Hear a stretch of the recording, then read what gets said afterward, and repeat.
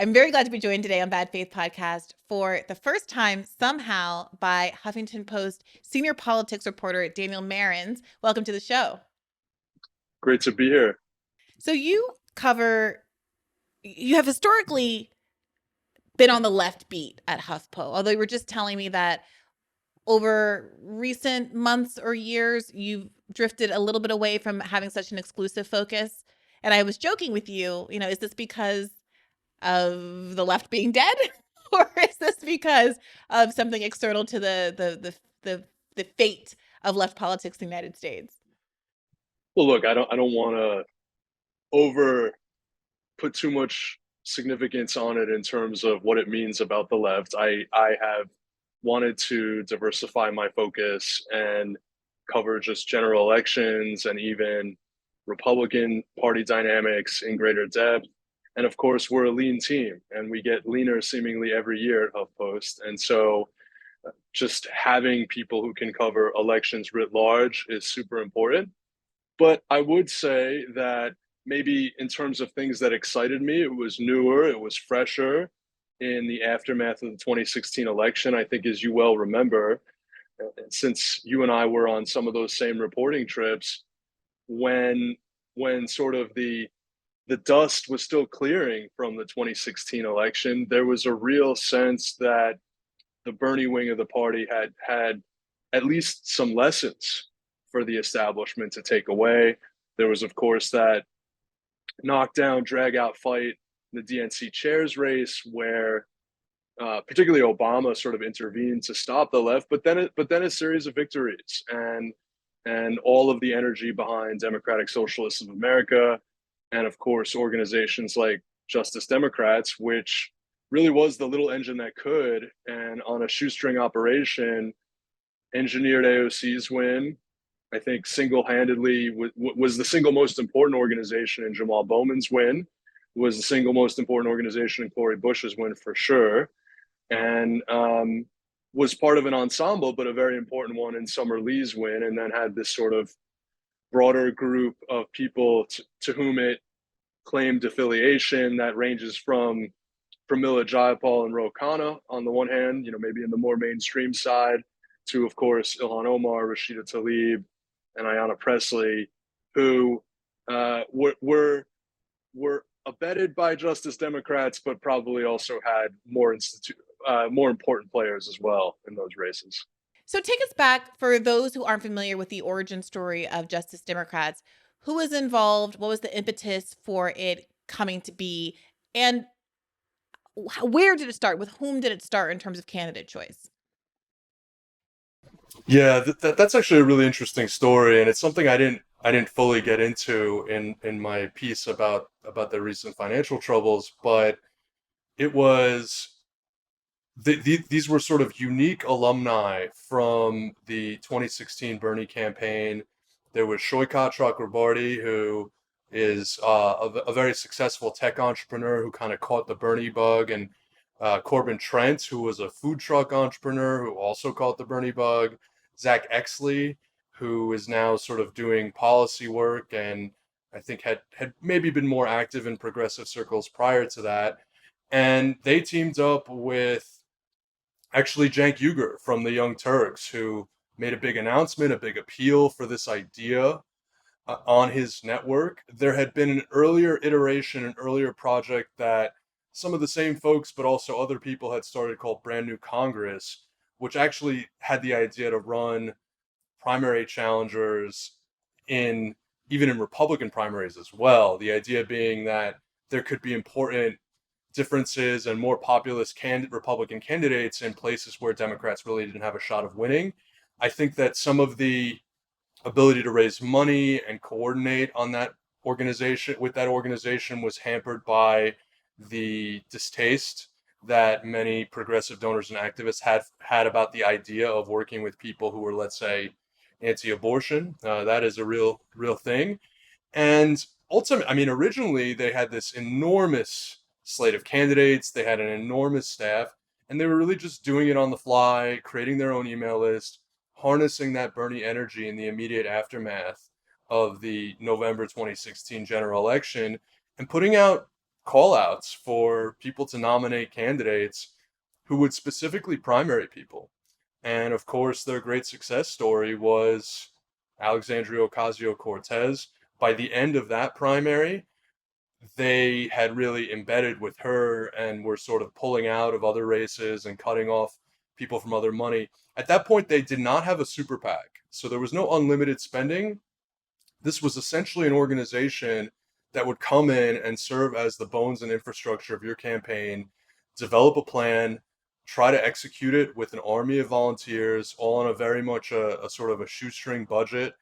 They had a couple of socialists from Detroit make her famous TV ad that they were able to put out there, and that in that those final 2 weeks is really the only time they were really able to pick up and raise a lot of money for her campaign. They were putting a lot of stuff on the credit card initially, and I guess the rest is history. By the 2020 cycle. I mean, Yeah, that's important just to stop there for a second in terms of who was involved. Also, Kyle Kulinski was involved, Right. was one of the founders of Justice Democrats.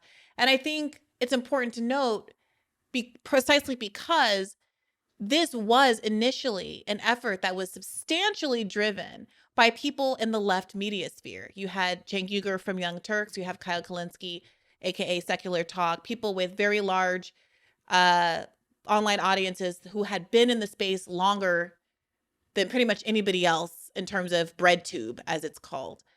And that, I think, is relevant. And you also pointed to the fact that there was the Means TV guys, independent leftist film creators that made the advertisement that caused AOC to go viral in 2018 and eventually start to get her some mainstream notice. Also, I just had started at The Intercept. As you pointed out, we were on the same beat back in 2018 and saw each other on the campaign trail covering midterms that year. But I was immediately put on the AOC beat. I think that her primary win was within a month of me starting at The Intercept. And it's worth noting that Glenn Greenwald, who was at The Intercept at the time, gave her one of her first relatively large media boosts in terms of quote unquote mainstream media. And so it really was a video interview. Yeah, I remember that. Right. Yeah, and it was this kind of left media creation that was really able to gain steam, in part because there was this broad feeling across the left media institution, despite all of the differences and factions that exist now. I'm not sure that any of the people that we've mentioned will speak to each other in real life or be in the same room with each other. But back then, she really was the creation of, in large part, both of her hard work, but of the united effort of all of these podcasters who went offline to participate and boost and help design her campaign. I think if you had been a host of different shows at that time, yeah, I mean, and you were a reporter, obviously, but yeah, I mean, that's exactly right. And Jimmy Dore, I think, actually is credited for her first big, relatively, I guess, media interview. Hi, everybody. I have a special guest. It's a Justice Democrat, and she's also affiliated with the brand new Congress, and she's primarying a corporate Democrat in the 14th Congressional District of New York. Please welcome our guest. She is a organizer. She's a former social entrepreneur, and now she's going to shake up the Democratic Party. It's Alexandria Ocasio-Cortez. Hi, Alexandria. Hi, Jimmy. How are you? I'm doing fantastic now that you're with us, because you are exactly what the Democratic Party needs. Yeah, I mean, it's remarkable. Look, it was a true sort of Cinderella story, so to speak, in the sense of all the stars aligning and things being very kind of salt of the earth. There was a romance to it. She was wearing through a pair of shoes and posting it on social media. Famously, their shoes are in the Smithsonian now. Right. And so really the element of surprise. I mean, Joe Crowley, look, he did do a lot of things. He did try to pull out stops with his field organization. He did spend a lot of money on TV, but the entire status quo there had been based on lower turnout. And really, the cavalry hadn't come in. He hadn't really turned to the D-Trip, and the D-Triple-C, which is, of course, House Democrats' campaign arm. he hadn't really inoculated himself from the charge that he lived outside the district, and he also made the mistake of sending a surrogate to the second debate, and it was a Latina surrogate. So, I mean, at that point, the New York Times seized on it. It was a series of sort of cascading things, and yeah, it had all the markers of this kind of grassroots enterprise. And I should add that when she, on her first day in Congress, maybe it was a couple days in, I don't remember, but that same spirit sort of inspired her to attend and show a gesture of solidarity with the Sunrise Movement's sit-in in then Speaker Nancy Pelosi's office. Mm-hmm. And that made her no friends on Capitol Hill. That was a very difficult and brave thing for her to do. So that carried over for a little bit, certainly. Right. So, I mean, I was there that day. I was there the night of her, primary win, which was the more exciting of the two election nights versus the general election win. Because the primary night win, it was at this. Were you there as well? No, it's a long story, but no, I was not there that See, night. a lot of people weren't there. It was a huge pool bar, like a pool room, like billiards. And I would say there were maybe 30 people there that weren't staff.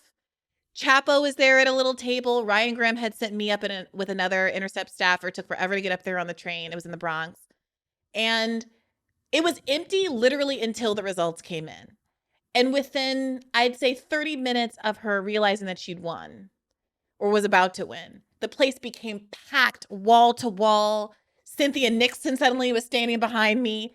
There were news cameras everywhere. And then you get all the footage that is now famous of her standing on a table in her black and white contrast outfit, giving this rousing speech. And it was genuinely magical. It genuinely was difficult for me, speak for myself, to maintain any sense of impartiality as a reporter, because it really felt like the beginning of something. And as you point out, her standing in solidarity with the Sunrise Movement sit-in the first day in office was also an extraordinary moment and seemed to portend amazing things to come. But the reason that we're talking today is because we are at a different kind of a moment and a potential serious juncture for the long-term viability of Justice Democrats. You've written this article published August 3rd called "A Progressive Powerhouse's Surprise Layoffs Fuel Concerns About the Left's Future. Justice Democrats played a critical role in electing the squad. Now it will have to do more with less." Tell us about this fundraising problem that Justice Democrats is experiencing. Right. So just to be clear, obviously I wasn't the person to break the news that they were laying off 9 out of their 20 staff members. That would have been Politico a few weeks ago when it happened. Mm-hmm. But immediately when I saw it, it took me by surprise. It sort of dumbfounded me. I think a lot of people were turning to me and saying, "You've reported on this. What's going on over there?" And I said, "Well, I had no idea." And I was looking to find out sort of a deeper background, and also thinking this is an interesting benchmark against which to measure the progress of the left from the sort of hoary days of 2018 and 2019. I learned some stuff about just technically how these layoffs broke down.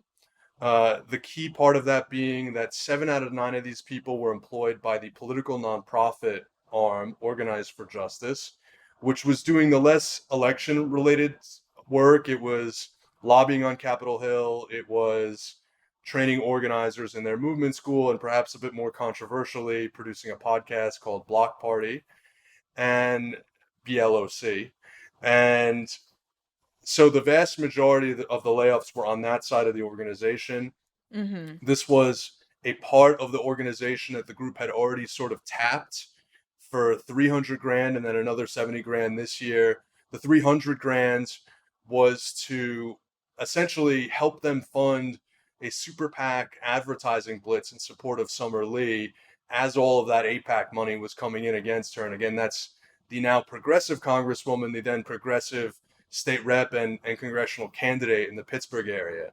And so their narrative about this certainly is that There has been a decline in political giving across the board. That's especially true on the grassroots side. To me, those things uh, are not in question, and that at the very least, this spending by AIPAC and other groups, again, that's the sort of the main pro-Israel lobby, has forced them to at least think more cautiously about these things. But I do think there's also a reassessment of where they place their resources to date, because the reality is their super PAC spending didn't need to go up all that much from the 2020 cycle when they first started having one to the 2022 cycle when sort of the centrist and right-wing cavalry came in to defeat them. And I think it's more about the fact that they made it a choice with their resources that maybe they're now pulling back on in terms of their sort of 501c4 arm, as those political nonprofits are called. Maybe that's a little too inside baseball. And they're sort of girding themselves for what is another cycle of potentially them being on the defensive. And So let's break this down a little bit. So the first thing that you pointed out was that the cuts are coming to basically the organizing and lobbying arm of Justice Democrats, not the get people elected, electoral politics arm of Justice Democrats, which is a for the statement most of part, yeah. the values, basically the agenda, the priorities of the organization, right? And you mentioned that also the podcast, somewhat controversially, was funded as part of this kind of organizing side of things.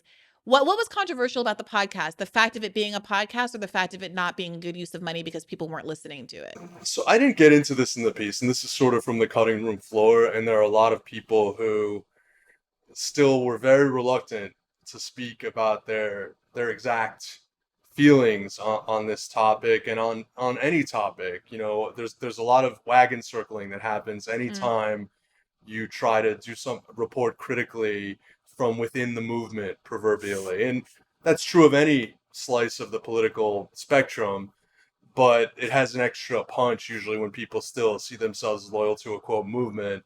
The complaints are, and I think understandably, regardless of how much resources it took to produce a podcast in terms of the actual production, was this a good use of staff time, of resources? Was this something that was generating the kind of listenership and viewership that made it a worthy endeavor for the organization's goals? That's sort of what I meant by controversial. And I did hear from people who thought that it wasn't. Yeah, I mean, I'm of the mind that podcasts can be very influential and useful, as evidenced by all the podcasts that help AOC to get national prominence in the first place. But I do also think that it's not as easy as people think it's going to be. And it is much more time consuming than people think it's going to be. And it can be a real waste of time and effort if you aren't able to catch that lightning in the bottle. Okay, the third reason why the podcast might be considered controversial is because it was called something left block. Block party. Okay. I don't know if that's why I wasn't No. certainly trying to. I'm sure this Okay, is go not ahead. why they thought it was controversial, but I'm offering this. That part of the reason why my section of the left considers these kinds of efforts to be controversial, and the squad, generally speaking, to be on, let's just call it thin ice in terms of the way that it's viewed by the left that elected it, is because there is no block with respect to how they vote in Congress, despite its podcast name reflecting the idea that they are going to be a voting block that can use the narrow margins in the House to extract concessions, the margins that existed in the last session when Democrats still had the House, to extract concessions in some of the ways that the Freedom Caucus has demonstrated is ultimately extremely possible over the past 6 months or so. And so I want to come back to that idea as we get more into the reasons why they're suffering this funding crisis. But at first, I want to get to this question. AOC is famously a extremely talented and effective fundraiser, and she has participated in joint funding emails with Justice Democrats in the effort to help their funding woes. She was criticized a couple of years ago by some on the left for making these donations to Democrats in vulnerable districts, people saw that as a betrayal, that she, as well as Justice Democrats, disproportionately collect small dollar donations. I think 80% of AOC's funding is under $200, these small dollar donations. It was slightly less for Justice Democrats. But that given that you're collecting these working class dollars, what does it mean to go and hand them over to a blue dog Democrat, even if they are in a vulnerable position in their district? Did anybody say anything, or did you observe any tension between AOC's personal coffers being so full and Justice Democrats, the organization without which she might not even be in Congress, struggling financially in this way? There's a whole story to be done about what kind of political organization Ocasio-Cortez has built on her own. She has obviously her campaign account tends to be quite flush. She has a political action committee, and of course, traditional political action committees, as opposed to super PACs, can only give in sort of increments of $5,000. And she has also been able to transfer money, or rather use her social media platform as well to raise money for candidates in battleground seats. I should say that usually how she raises that money, or the people that she chooses to help, tend to be the more progressive people in battleground seats. People like Katie Porter, like Mike Levin, also in Southern California, Katie Hill when she was there. I haven't really seen her go out for a blue dog per se. And she has also endorsed a lot of challengers, perhaps more challengers than any other member of Congress. She was early for Cisneros. She was early for Bowman. She was even early for when Alessandra Biaggi challenged Sean Patrick Maloney last cycle, and that was really a lost cause. So, well, they came up together. That feels like a real 2018 throwback. Right. They have a personal relationship. Now, I do know that at one point she was looking into building a joint fundraising committee, which wouldn't have been bound by as many of these sort of campaign giving limits. That may still exist or be in the offing. But I think one thing that is clear is that even as she sends some emails through her campaign account, even as she can give paper endorsements to some of these folks, or even hold rallies as she did for Jessica Cisneros in San Antonio, I think that, and it's hard to quantify exactly, which is why I'm hesitant to say it without writing my own story on it in its entirety, but I think there is a desire to not have her entire identity or congressional career be defined continually as an insurgent. And I don't think that she's played a convening role in Congress vis-a-vis her fellow Justice Democrats affiliated members. I'm not sure any of them have. I didn't get into it entirely, but I think that this could be just as much on the members as it is on the organization of Justice Democrats. Though we're now going to see a pullback from what limited Capitol Hill presence Justice Democrats did have. And so as it's seeking to rebuild its mission, there's a little bit of a catch-22 there, in that the people who are most excited to give do want to see this left bloc form in Congress and become more cohesive and become more effective, and be willing to sort of take the slings and arrows of the media and party leadership. And so it's related to the fundraising problem, but they're sort of pulling back on that even more in order to focus solely on sort of the elections and fundraising.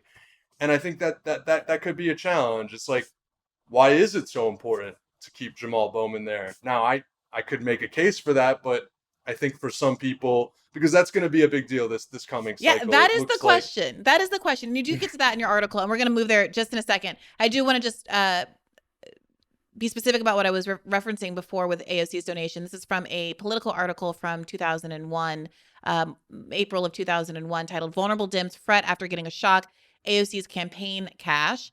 AOC's largesse and an oversight of the campaign headquarters has raised awkward questions about her among her colleagues. The donations to some people in these vulnerable districts was seen as something that their opponents could fundraise on, say that they're taking money from the socialists, et cetera, et cetera. Since then, AOC has I think, it frustrated some Democrats by not donating to the DCCC.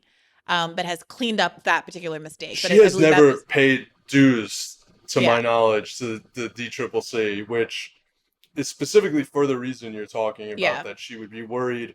Well, not the reason of the fear of how it would be perceived, but that she did not want to sort of, I mean, for a while it was that the DCCC was blacklisting vendors who worked for progressive Yes. primary challengers. So I think she's a little damned if she does, isn't Yeah. she? Right? Let's Like, get over that. So this is the state of play. AOC comes into a Congress in which this was, I think, reported out by The Intercept back in 2018 or maybe 19, that because of the concern that there was legitimate public appetite for the AOCs of the world, and that her victory over Joe Crowley, which we should not minimize, was one of the most powerful members of the House, portended more of the same to come, and that they went into a full court press of block. And one of the first things they did was say, vendors, meaning, people who build stages for rallies, caterers, people who set up your social media site, whatever it is, if you work for one of those insurgent candidates, the DNC says you're never going to work in this town again. They will blacklist you.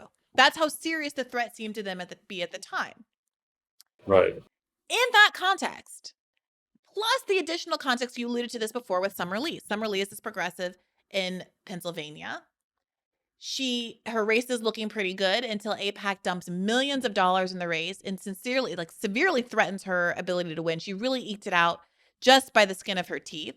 AIPAC and similarly affiliated Israel PACs successfully ended both of Nina Turner's campaigns.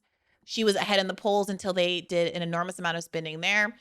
Andrew Levin, despite being a Jewish candidate, was not free from rebuke for similarly doing something as offensive as not wanting there to be unlimited, unqualified support for Israel. Unqualified support is something that is demanded if you don't want to get this kind of money put against you toward your opponent and against your campaign.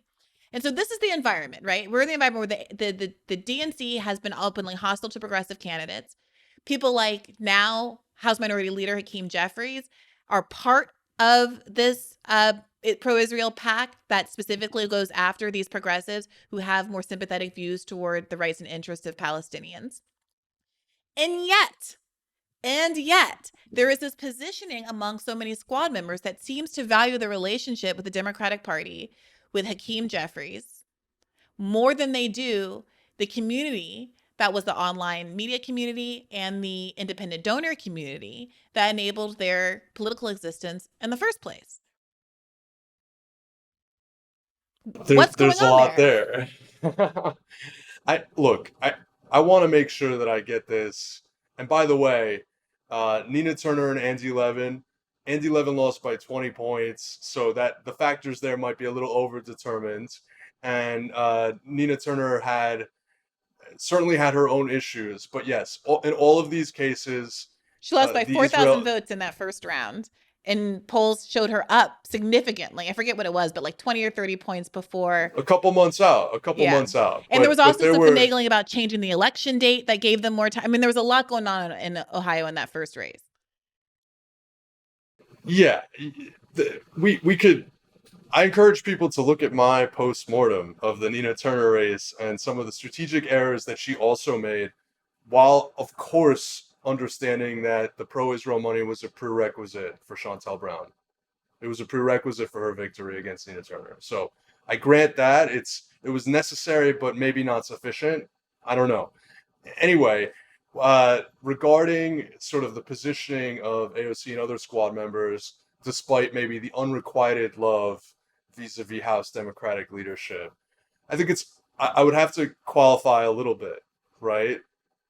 A number of them, though not Greg Kassar, voted against a sort of attaboy pat on the back resolution saying Israel is not a racist state. So I don't know if there was coordination there, but it had the look of a kind of a block in that instance.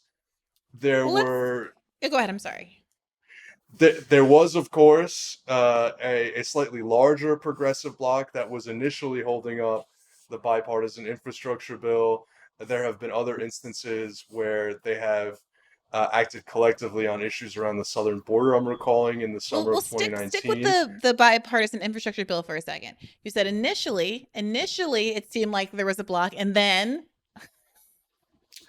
Well, what happened was, here's, if I were to identify a structural flaw in all of this, it would probably be that Pramila Jayapal, who runs the Congressional Progressive Caucus, is also a Justice Democrats backed candidate. And so she's trying to run a much bigger tent organization, which is the 90-member plus Congressional Progressive Caucus, which includes people who also belong to the business-friendly New Democrat Coalition. right. And at the same time, she's affiliated with this more hardcore group of people and of members. And I think that she had whatever it was, 15 to 20 people behind her who were saying, no, if you don't give us Build Back Better, we're going to screw your infrastructure bill. There are all kinds of tactical debates over whether any of that would have mattered and whether Manchin would have just walked away from the table and said, fine, I don't need the infrastructure bill either. That fine, we could debate that. But what happened essentially was, after the November 2021 election, when Glenn Youngkin won the governorship in Virginia, Democrats got spooked. They were already dealing with the fallout from the withdrawal from Afghanistan, if I'm not mistaken. And I think August 15th, 2001. I remember because it was my birthday. Was it 2021? Then maybe it hadn't. Yeah, I guess then it was. Yeah. So like, that's what they're dealing with, and there's an enormous amount of pressure that comes down to Pramila Jayapal, and she changes and gets enough people in line. Now the squad there, most of them actually, to my knowledge, even to a person, did vote no on the infrastructure bill, but they didn't have other people behind them. So yeah. So this is I think the difference of opinion. I mean, you are writing straight news stories and not opinion pieces, but I perceive in the framing of your pieces a difference of opinion about who is making legitimate claims about the left's failures versus who is blaming them for things that were outside of their control and basically being unfair to them substantively. So there's a section. Can I just say please. though, I am my personal view on this is that I can see good arguments made in both directions. I think that the quotes that I put out there in my piece from Cenk Uygur, who is very much on your page about this stuff, to me are plausible and I was going compelling. exactly there. So Cenk Uygur, God bless him, was late to turning the page, but he got there eventually, and his quote in this piece is spot on. I wish he had this attitude when we were all advocating for progressives to force a vote back in the beginning of 2021, but he made his way there eventually. He says that's a tactical difference. Okay, but yeah. Well, cool. Here's what he said. Great quote. No caveats to this. He says, you write, some progressives believe that Justice Democrats should not even be trying to solicit donations from rich people. This was after a section talking about this fundraising woes specifically. One of them is Cenk Uygur, a co-founder of Justice Democrats, who is better known as the creator of the Young Turks, a popular progressive YouTube network. Justice Democrats severed ties with him in 2020 after it emerged that he had authored sexist blog posts in the early 2000s. Quote, we are not a group that should be relying on big donors, he told Huffington Post. We're supposed to be a group that raises money from the grassroots. Uygur blamed Justice Democrats for failing to foster a cohesive group of lawmakers capable of holding up high-priority bills, such as the American Rescue Plan Act, in order to extract progressive policy concessions from Biden and other Democratic leaders. If the organization with which he was previously affiliated had created a truly independent left-wing bloc in Congress, Uygur argued, there would be no shortage of grassroots generosity for the organization. Quote, them having financial trouble is not the problem, Uygur said. It is a consequence of the core problem. Since you didn't fight for anything, there's no hope. You go on to say that other left-wing media personalities with significant audiences, such as myself, Kyle Kulinski, and Freddie DeBoer, share this view. Accurate. So this is the issue. We were pushing back against me a little bit, saying, well, they have acted as a bloc in certain instances. But one of the most compelling lines, the most revealing lines, I should say, in your piece comes right after the section I just read. in which a senior House progressive aide, you write, conceded that Justice Democrats aligned incumbents lacked cohesiveness and did not have regular group meetings with Justice Democrats. Though how much of that was due to the operation's limited funding is unclear. Quote, other than some Israel bills, we never talked about legislation, the senior aide said. There's a perspective that people with JD win their race and come to Congress and do their own thing. So it seems like this aide, at least, is admitting that internally there was no understanding of themselves as a bloc. And various squad members, I forget who at this point, have been quoted on the record saying, oh, we're not actually a bloc. The squad is just vibes. It's a media creation. It's not really a thing. So, I mean, you're reporting this out. How widespread do you think is that understanding at Justice Democrats that potentially some of their fundraising woes are because of their choice to not be as adversarial to the Democratic establishment as people like Cenk Uygur and Kyle Kulinski, who literally founded the organization for that purpose, wanted them to be? Yeah, I mean, I don't think that's their view, obviously. I don't think, but within the organization, look. But what is Alexandra Rojas, who continues to head Justice Democrats, right? And who, by the way, I just want to say, and I think it came through in my characterization, the fact that she only pulled an 81 grand salary, and she has a genuinely sort of working poor background. I think she never completed a 4-year degree and also caught the Bernie bug, and I think works very hard and lives in a sort of nondescript part of Connecticut. I think that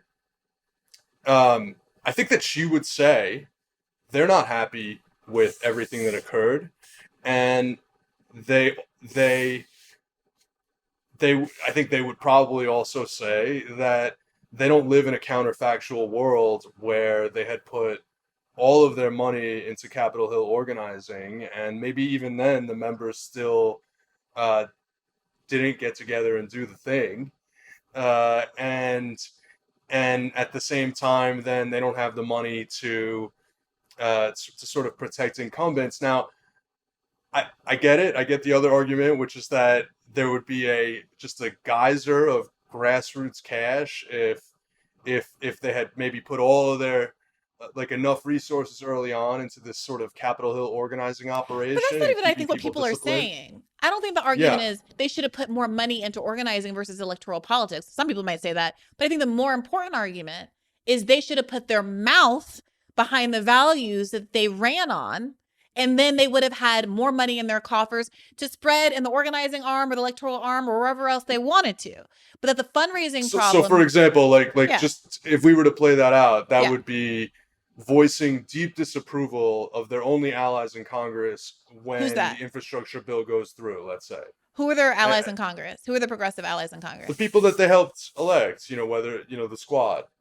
Oh, AOC, I'm sorry. I was thinking friends. of them all as one. Yeah. So I was thinking of the Justice Democrats and the squad members together, because part of the problem is there's no accountability for the squad, right? That the squad got bigger. The squad got bigger than the organization that elected them. So it's a tail wagging dog scenario where there's no accountability mechanism for groups like Justice Democrats, who basically have to kowtow. This is the same issue with DSA, whose their relevance is contingent on the popularity of the squad. And if they don't have the confidence of them being able to fundraise, succeed, anything without the squad, if AOC on her co-fundraising emails is the only reason they're surviving at all, then certainly there is no ability for that organization to hold AOC accountable. And it stops becoming a movement organization and starts becoming an AOC press club. I mean, inevitably, not because of any bad actions by anybody involved, but that's just the scenario. The only reason I'm like a little bit more ambivalent, just generally, aside from the fact that I try not to make it super apparent what my opinions are in anything that I write, is that I understand people coming in and thinking, well, we were in the room on the Inflation Reduction Act and we helped shape it, and we succeeded in pressuring Biden on student debt because Chuck Schumer was afraid of a primary challenge. The entire framework of Inflation Reduction Act is sort of based on the Green New Deal. we're slowly and incrementally building power here. We didn't have the votes on infrastructure, but our people still voted no. And I also understand the perspective that on the American Rescue Plan Act, they could have held up Biden's first item and they would have risked his wrath, but maybe the grassroots would have been there to support him, and they could have, and AOC going on Pod Save America to announce her support for Biden's reelection. What exactly did she get for that? So I think there are absolutely legitimate critiques there, and squeeze points that can be seized on. And I also sort of have some empathy and understanding for what an organization like that is thinking about as they're coming to the plate here. They didn't really only have one person working Capitol Hill for them and trying to organize these folks, whereas you take something like Heritage Action Funds and the Heritage Foundation, the whole apparatus connected to it, and they've got dozens and dozens of people who can convene these meetings, who can sit everybody down, and who with the right hands can say, by the way, we have this action fund over here, and yeah, we helped elect you, but we'll help get rid of you just as easily if you screw us. So there is sort of more money and more institutional capacity there that's been built up over time. I totally appreciate that there's a critique about the best way for Justice Democrats to have handled things up to this point. I think one thing that's been pointed out to me, and this is just the last thing I'll add on this, is that the House of Representatives is a place of anonymity. You have very little power outside of what party leadership gives you in terms of committee assignments, and they can take that away, in terms of appropriations, and they can take that away, even in terms sometimes of constituent services. So it's very much sort of like a team sport kind of chamber. And I'm not doing apologia for them, because I'm just gonna say that for a lot of people that can be the path of least resistance. And not everybody has the sort of skin to deal with being retaliated against, being excoriated in the media, which, by the way, is what happened to those Freedom Caucus guys during those 15 votes. Oh my God, these terrorists, these extremists, right? I mean, Does we it hear look all the like they time. care? It Does it look like they're doesn't look hurting like right they now? care, but I think progressives, at least the progressives that are there care. And at the same time, when it comes to campaigning, these individual House members like to distinguish themselves. They like to develop their own brand, their own niche issue. And so coordinating is a bit anathema to them. And that's sort of the dynamics we're seeing. Yes, clearly the folks on the right are more hardcore.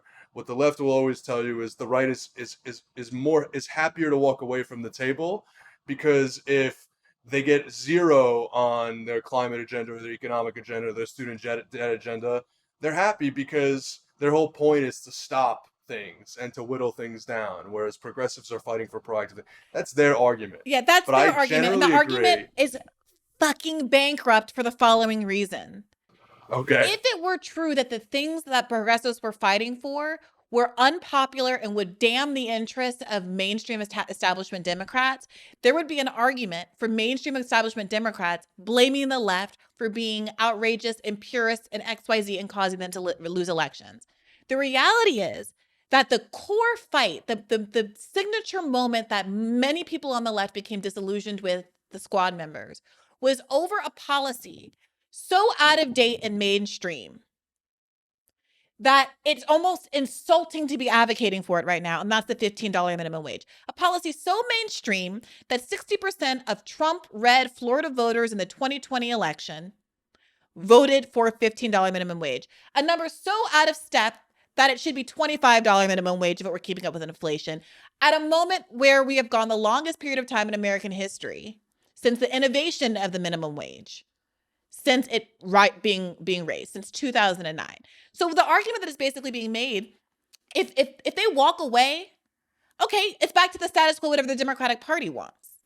In the Democratic Party, what they should be doing is making the Democratic Party have to reckon with the public as to why it would tank a COVID bill, would let the debt ceiling expire, do all these things with cataclysmic consequences to the American economy over something that is enormously popular. And that's entirely the sole purpose, in the view of my section of the left, of those squad members.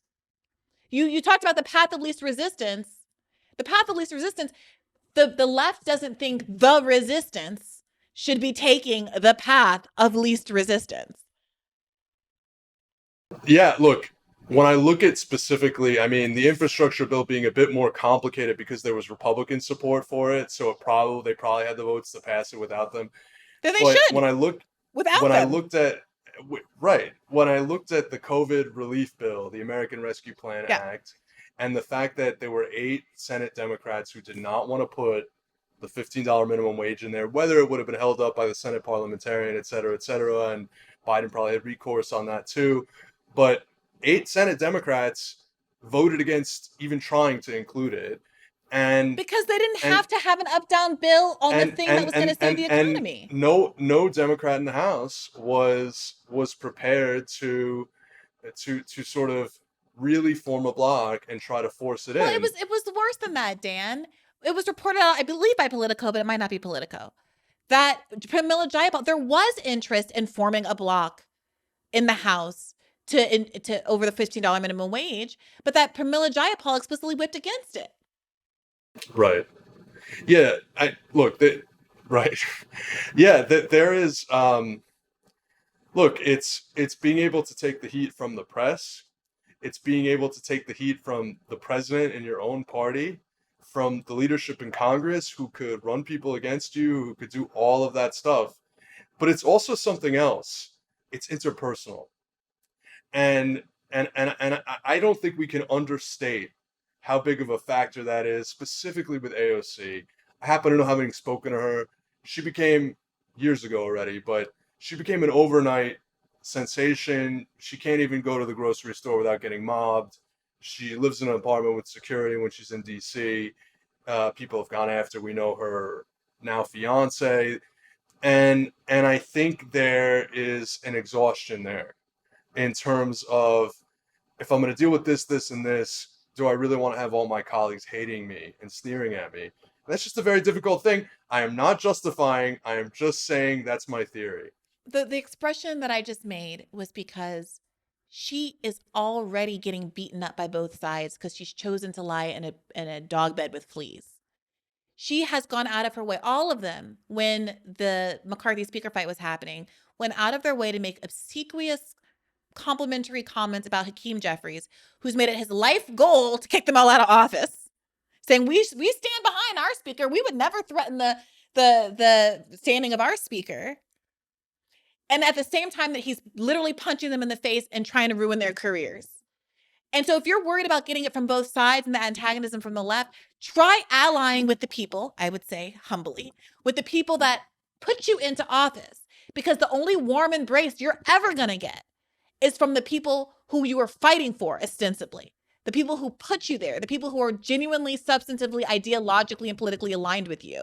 Because there's no amount of kiss-assing to the Hakeem Jeffries and Nancy Pelosi's of the world that is ever going to get you accepted. And what's so frustrating is that they've been doing this for years now and continue to get railroaded by these people. How many super PACs does Hakeem Jeffries, what does he have to, maybe if he names the next one, I hate AOC and anybody else who believes in Palestinian rights, super PAC, will they finally eke out a little bit of criticism next time they're on Pod Save America? Like, what is it going to take? If you want a warm embrace, if you want someone to have your back and support you and have a movement and offer you comfort at a time when you're being maligned on a public stage, I have empathy with that. But the idea that you're going to block out the left media that put you, this is why I wanted to bring up Kyle Kalinske as well as Cenk Uygur. You're going to ignore the left media that created you. Meanwhile, right-wing media, right-wing figures, they feed their media, they grow their media, they make appearances on independent media so that they can grow audiences, and then there's a feedback loop that helps them in their careers down the line and insulates them against mainstream Fox News criticism. Those Freedom Caucus people, they have backers, they have supporters, and they're not in the establishment of the Republican Party. So obviously not Kevin McCarthy. Can I add one caveat, though, Sure. which is that the right does have ideological interests that are aligned with those of capital. And so there are big money people who put up money for super PACs specifically for primarying weak Republicans, and so that is a shortcoming for the left because it does not have any analog to that, because its ideological interests are not aligned with those of at least a section of capital. I think that's true, but that's even more reason why you can't piss off the small dollar donors. That's the whole, you just made my argument. Like, that's the whole point.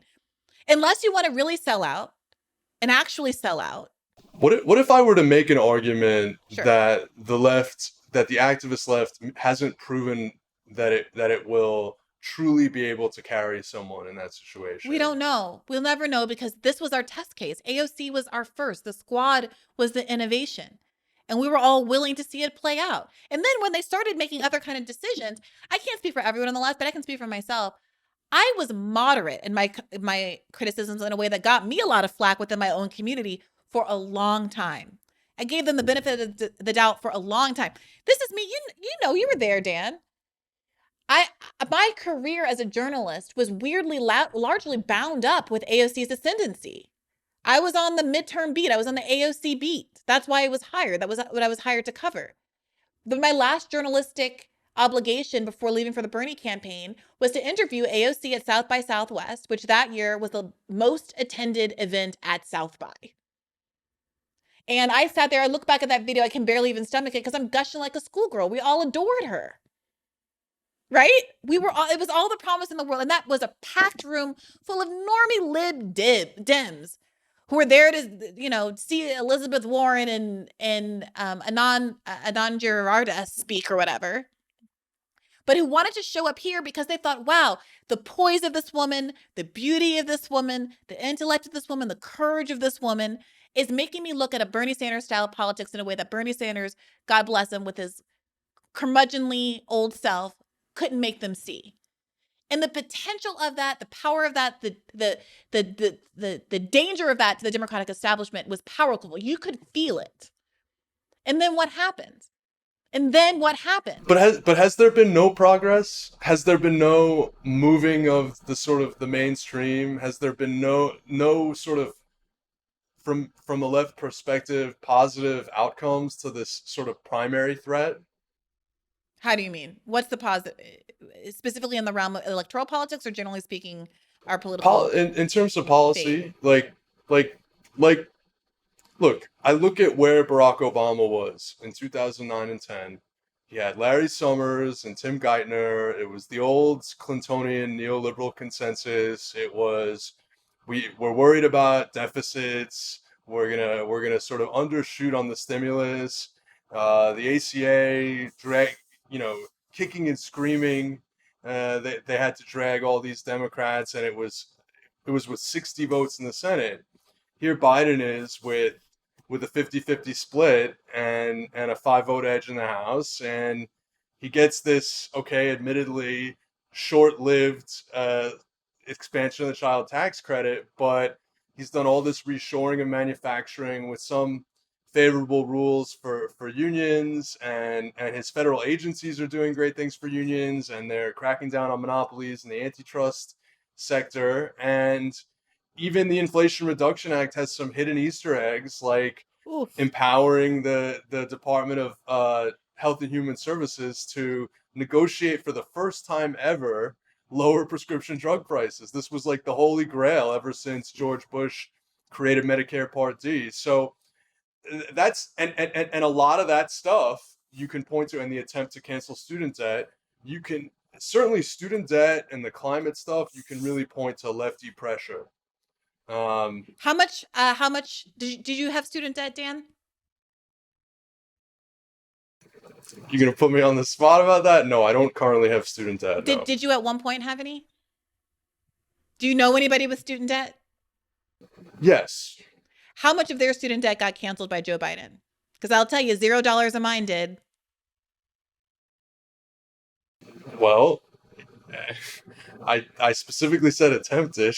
Okay, well, there's been a lot of delays in payments. There has been some sort of, through the administrative system, forgiveness. Dan, I'm gonna go by the stats, not the anecdotes. That's kind of how If and wishing were cakes and brownies, I'd be a full girl. But that's not how the Look, world I works. liked the paid parental leave and Build Back Better. I was like, cool, we're gonna be like Canada now. Cool. We're gonna You do all sunset. these cool social democratic You stuff. designed for here. So I don't want to retread this too much because we just had an episode with Freddie DeBoer where we went through the Eric Levitz article in response to his, in which Eric Levitz makes this exact argument. But the point is yeah. wait a minute. The fundamental point here, beyond the specifics, is that Eric Levitz did not make the case, and I'm not hearing you make the case right now, as to what AOC and the squad have to do with the 11-year gap between 2008 and the present, during which any number of movements happened, Occupy, public frustration with the 2008 bailout, et cetera, that changed our public understanding of economics and how bailouts should work. How you tether this AOC being elected to Biden and the Democratic establishment's choice to handle COVID relief differently, I don't see it. So even if you are right that things were good and great, there's multifactorial stuff here. There's Elizabeth Warren creating her little alumni club to infiltrate all the federal agencies, which has been shifted things to the left on regulatory matters. There's of course the 2008 crash. There's Bernie's run itself, right, and the entire scope of the debate. Any of these like sort of college affordability initiatives to even be in the ether would be impossible without that burning run. The ether does not sustain me. The ether does not keep Great Lakes out of my inbox. I do not think that I need to have sort of like a chain of title showing everything from AOC's win to the present to be able to demonstrate that they haven't had some influence. But that's not the right question. Influence on. That's not the right question. And we just talked about this with Freddie. The question isn't whether or not they had some influence. This is important. The question isn't whether they had some influence. The question is whether, with the power that they have, voting as a bloc with narrow majorities that the House had last term, that the Democrats had last term in the House, if they could have done more. Did they exercise their power to the fullest By the way, I haven't extent? tried to refute you on that. In fact, I've corroborated you on that. What I've tried to do is give the Steelman argument from the other side. That's all. But the only problem with the Steelman argument, and I don't mean to attribute it to you, I understand that you're just mooting this. But the problem with that argument, and Eric Levitz, God bless him, I really appreciate his journalism, but he leans so strongly into this idea that if you can demonstrate any benefit from the Democratic Party, then no one's allowed to be angry at all. So if I'm going to make an analogy, it's like if I am about to be evicted from my house and all I need is $10 and I'm standing there and the cops are there and they've got trucks and they're about to put me and my kids out on the front lawn. And here comes Jeff Bezos walking down the street. And I'm like, Jeff, my guy, all I need is $10. Please, can you just give me $10 and you'll save my family an enormous amount of tragedy. And he pulls out his wallet and he sees he's got $10,000 in there. And he says, here, have a buck. Technically, he helped me. But do you expect me to throw him a parade?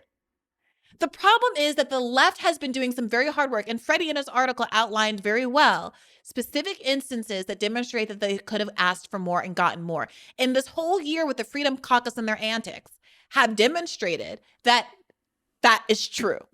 Not only did they get meaningful concrete concessions out of the Kevin McCarthy battle, they managed in the course of the debt ceiling negotiation to get Biden to end the student debt moratorium, which was a policy that was infinitely more beneficial, frankly, than even a $10,000 cancellation to many Americans who have extremely high balances. So we're looking at a world where we can see with our eyes. We can see with our eyes. Who do you believe, me or your lying eyes? All of the left can see, and the people who've been listening to programs like this and who've been listening to experts on political machinations like David Sirota, who listened to my episode with Ari Rebenhoft, who listen to people like Dan Dayan, who know how Congress works and are able to push back against all of the mythology about the parliamentarian and cinema and mansion. And you brought up yourself that Barack Obama had 60 votes in the Senate, and still, oh my gosh, heavens to Betsy, I can't seem to manage to do anything.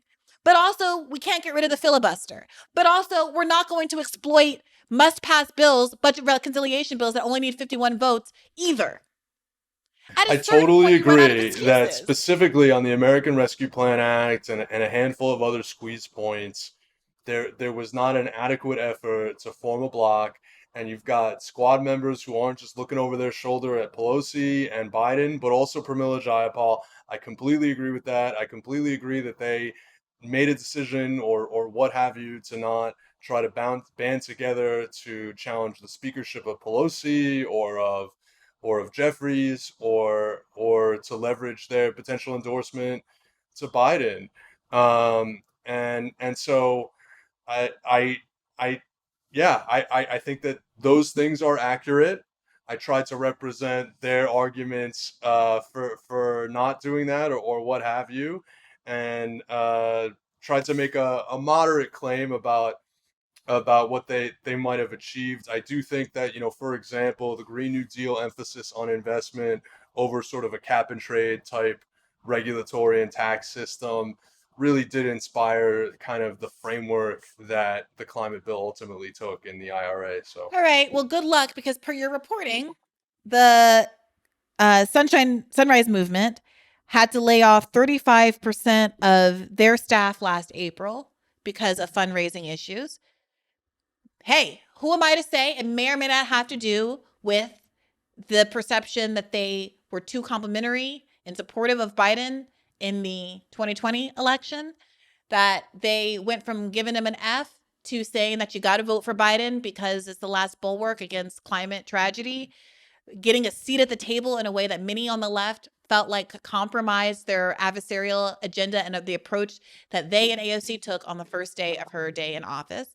And it's a counterfactual, as you say, that can't be proven, but a world in which they were out there screaming, hollering, and saying that Biden was killing our planet because he's licensed more drilling than Trump did, and thinking that it's okay because he technically also did more climate spending than anybody else has historically, just because everything's been shitty historically, then maybe they could get more fundraising too. And I want them to have more fundraising. I want there to be a world where the Sunrise Movement is powerful. I know there are many lovely people, hardworking people, well-meaning young people that work there.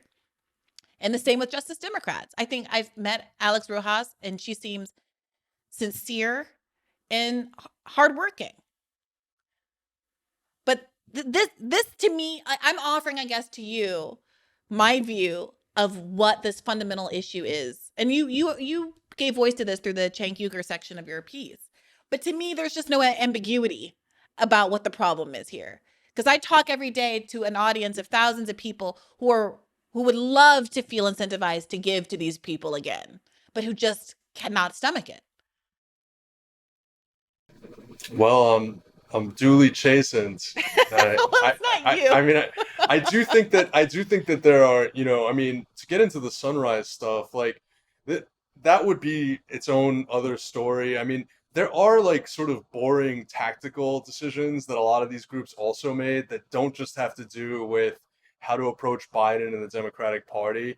Like what? I mean, shiny object sort of like documentaries, focuses on social media, lack of investment on Capitol Hill, like I was saying, that sort of thing, kind of flavor of the week, investment of resources. There obviously is also a pattern of these groups devouring themselves in infighting, on the hard left, on the sort of Has DFA. that happened with Sunrise or with Justice Democrats? Oh, I think it's definitely a factor with Sunrise. Yeah, it's a factor. It's not. What's going on there? What are the factions? I'm not really fully prepared to speak on this, but I know that Ryan Grimm's done some good reporting on this topic in general. I think that, but there has been sort of a kind of, there have been some revolts within Sunrise on this topic for sure, that there's certainly questions about the legitimacy of it and the efficacy of it. And then there's I mean, there are certainly organizations where people at the top get paid too much. I don't think that was the case in either Sunrise or Justice Dems case, but DFA, Democracy for America, or or Color of Change, which is again more in the sort of the mainstream liberal space. I think there's also just a cleaning of house that could be done. I mean, DFA was probably past its sell-by date for many years, and our revolution, people might have questions about that, and hopefully they won't watch this episode and give me angry calls. But All right. Well, look, we've been going for over an hour. I do feel like just the one piece that doesn't get discussed enough, and I would point people to some of Ryan Graham's reporting as well, is the reality that there is a targeted opposition to the left from within the Democratic Party. And it's largely being fueled and coming in the form of these Israel PACs.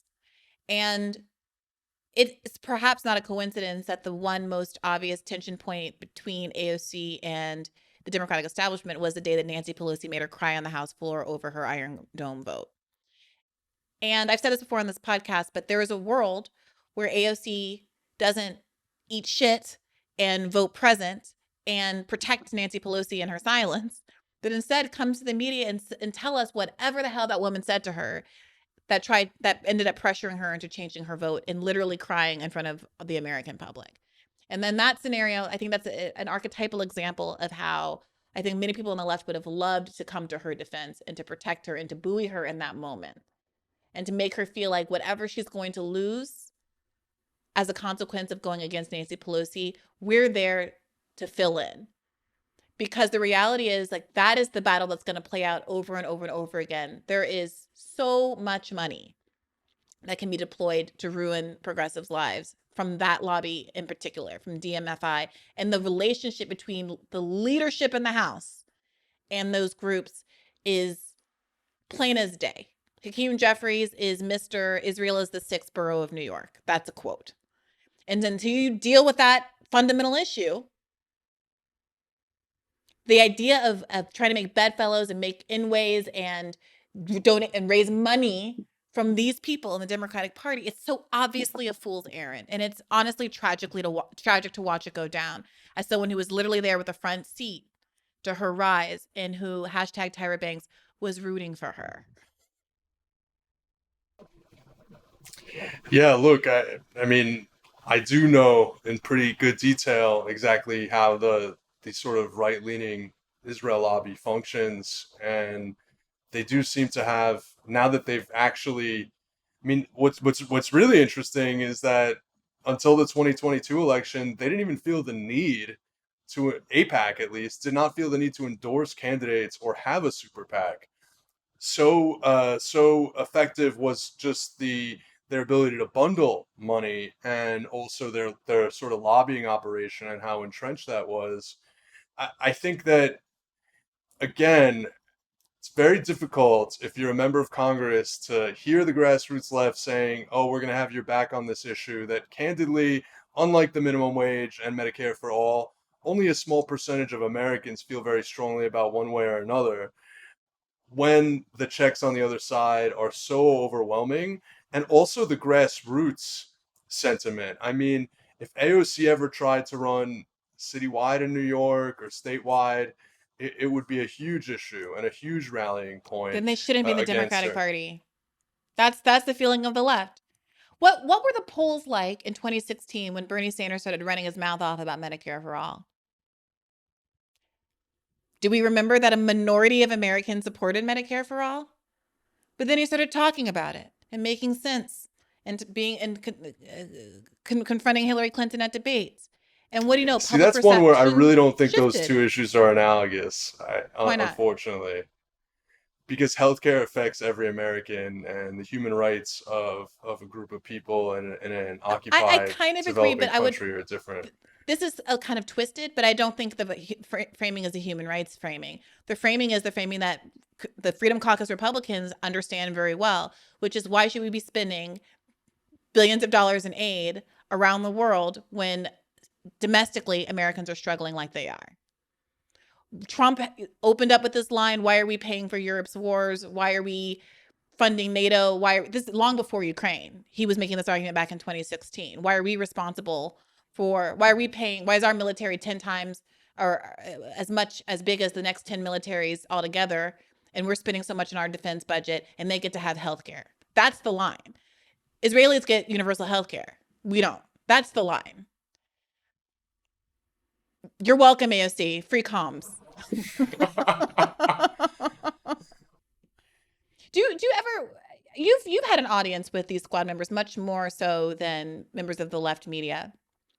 Do you get any sense that they pay any attention to the left media, listen to it, care about it, feel defensive about it, regret the strained relationship, anything? It's a really good question. I think, the interviews that I've conducted haven't been that recent with the squad members. Probably the person I speak to most frequently who is technically Justice Democrats aligned is Ro Khanna. And he comes on, he's the only one who visits. He He come loves on. doing media. You Yeah. know, he loves talking and communicating, which I think is a great strength of his, regardless of what you think of his policy stances. And, you know, he is not left leaning on Israel, for example, and is very close to tech, you know, some figures in the tech community, et cetera. But I think that there is enough of a chorus of people telling them how awesome they are that it, you know, and that the sort of the people in the YouTube lands are kind of the party poopers, right? I mean, they are being told by the think tank world and by much of sort of the center left media that they're great, and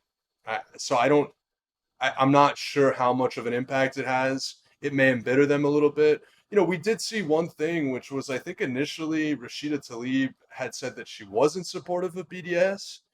And then the Palestinian activism community in her district and maybe all over the country really said to her, this is, you know, we're disappointed in you and we want clarity. And that worked on her. Yeah. So. I mean, she, more than many of the others, I would say, has really seemed to live a life and walk the walk and talk the talk. And her commitments, particularly to that issue, seem very sincere and real, not just because she's Palestinian, but because she was an activist and protested and things like that prior to getting into office. And if I were to pick a favorite, she'd be it for sure. Her principled vote, you raised a little bit earlier, Joe Biden, when we were talking about Joe Biden's gains or wins or successes, the labor gains, undoing much of what Trump had done in ways that I think are meaningful and good. But it cannot be elided that he also voted to crush what would have been the largest labor strike in American history, that would have shut down the U.S. economy and took away the leverage from one of the most significant unions in the country. That you can't sidestep. And that was what was one of my disappointments with Eric Levitt's article.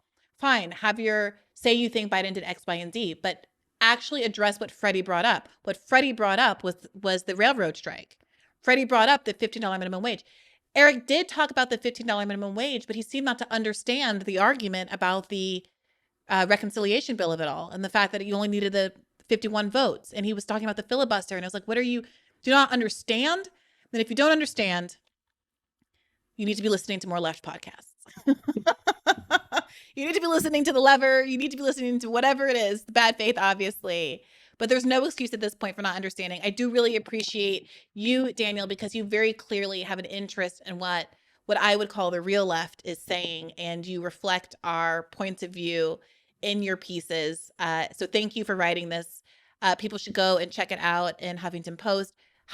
I'm sorry, I have a hard time getting over the name change. HuffPost, X. It's a crazy world we live in. But tell the people where they can find more of you and your work. Yeah, go to HuffPost, Daniel Marans, Marans, and of course you can follow me on Twitter, which is first name, last name, Marans. It's not an intuitive spelling. Yeah, well, we've got it on lock. We'll put you in the show notes. Thank you everybody for listening. Please do support Bad Faith podcast. It enables informative conversations like this. Moreover, there's something to be said about having relationships with people in media and stitching the left back together through conversations like this one, I think there's a net benefit to it. And so I appreciate everybody who supports. You can subscribe at patreon.com/badfaithpodcast for $5 a month. You know this, to get an additional episode every Monday. But I do think there's important work going on here. AOC might not talk to me, but she might talk to someone to talk to Dan. Dan, he'll talk to me.